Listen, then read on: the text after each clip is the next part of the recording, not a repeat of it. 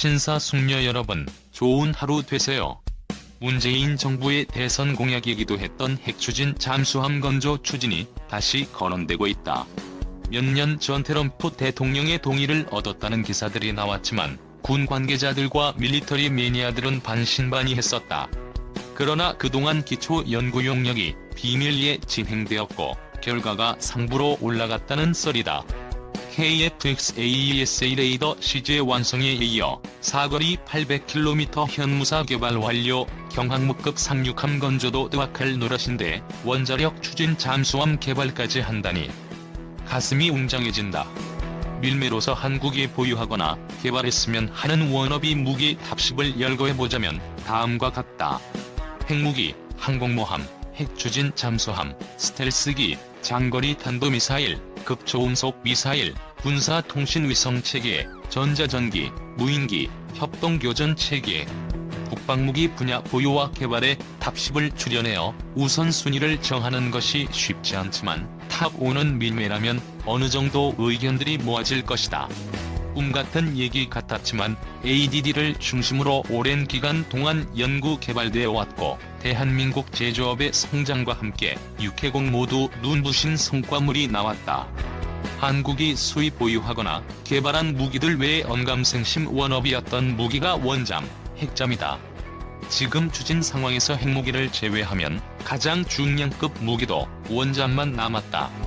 한국이 성공을 목표로 추진해야 할에 대해 알아본다. 세계 원자력 추진 잠수함 현황 이하 원잠. 역시 최강국은 보유량과 성능을 기준으로 미국이다.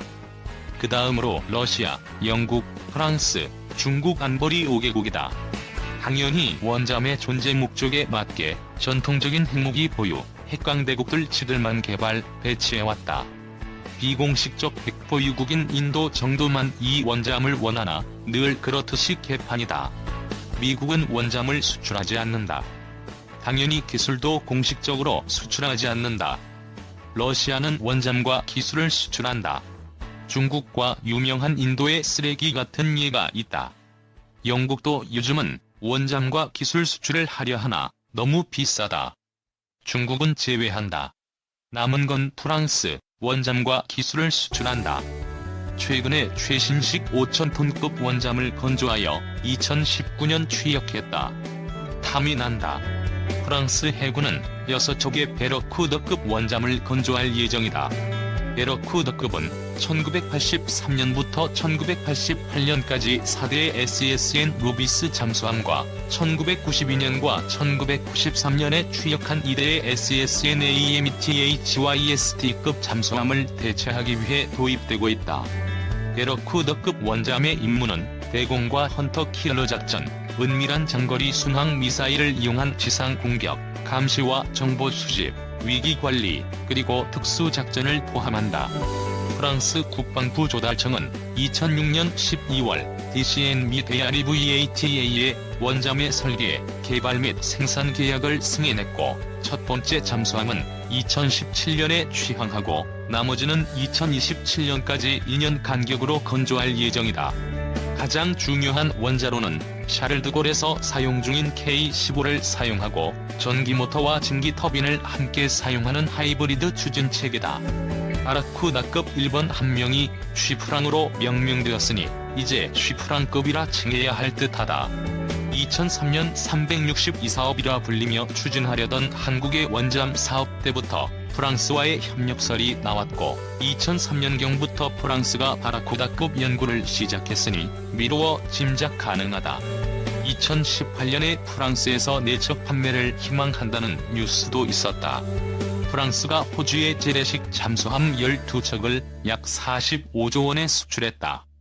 물론 건조시설까지 짓고 호주에서 건조하는 계약이라 매우 비싸졌지만 미국이나 영국에 비하면 반값이라는 썰이다. 한국은 한미 원자력 협정에 따라 20% 이하 저농도 우라늄만 사용 가능한데 프랑스가 소형 원자로를 20% 이하 저농도 우라늄만 사용하여 수십 년간 항모와 잠수함에서 사용했다는 점도 솔깃한 부분이다.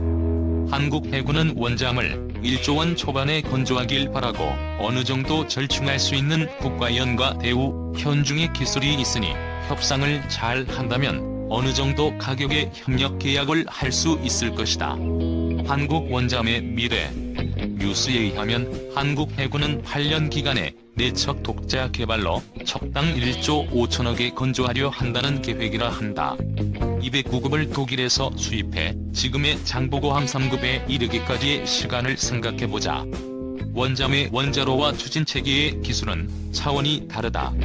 쉬프랑급의 20여 년의 연구와 설계, 건조 기간이 걸렸다는 것은 원잠 건조의 어려움을 보여주는 단면이지만 프랑스와 협력한다면 한국의 원잠 추진의 시행착오 기간이나 건조 기간을 줄일 수 있을 것이다. 한국의 입장에서 작년에 취역한 쉬프랑급 1번함은 수직발사관이 없지만 장보고함 3급의 수직발사관을 장착한 한국의 기술력이라면 큰 문제가 아니다. 또한 한국은 소형 스마트 원자로를 만든 지 15년이 넘는다. 출력이 강해 좀 더 소형화해야 한다는 썰이 있지만 불가능한 과제는 아니라고 한다. 프랑스와의 원잠 협력은 한국에겐 꼭 필요한 과정이라고 본다. 장보고함 건조 경험에 덩치를 키우고 소형 스마트 원자로를 재설계 개발하고 프랑스의 경험과 기술을 가미해 한국형 원잠을 연구 설계한다면 시행착오와 시간을 많이 절약하며 사업에 성공할 수 있을 것이다. 한국 해군은 독도함과 인천급 호위함에서 미래를 내다보는 개념 설정에 미흡했다는 지적을 받았다. 각종 사업 비리로 국민 세금인 예산을 낭비했다는 비난도 받았다. 하지만 KDDX, FFX3의 개념 연구와 설계에서 대우조선과 현대중공업, LIG와 한화의 선행 연구와 기초 설계를 평가해 미국처럼 선정하는 방식으로 변화한 것은 환영받고 있다. 앞으로 관리 감독에 더 집중하고 기초 개념 연구에 민간을 더 참여시켜 참수리급 신형 고속정의 엔진 결함과 같은 관리 감독 소홀의 일은 절대 없어야겠다. KDDX와 FFX3, 경항모와 원잠을 추진하게 된 지금의 한국 해군은 기로에 서 있다. 10여 년 후 66함대의 꿈을 이루고 미래를 대비한 해군이라는 찬사를 받을 명예 회복의 기회가 온 것이다.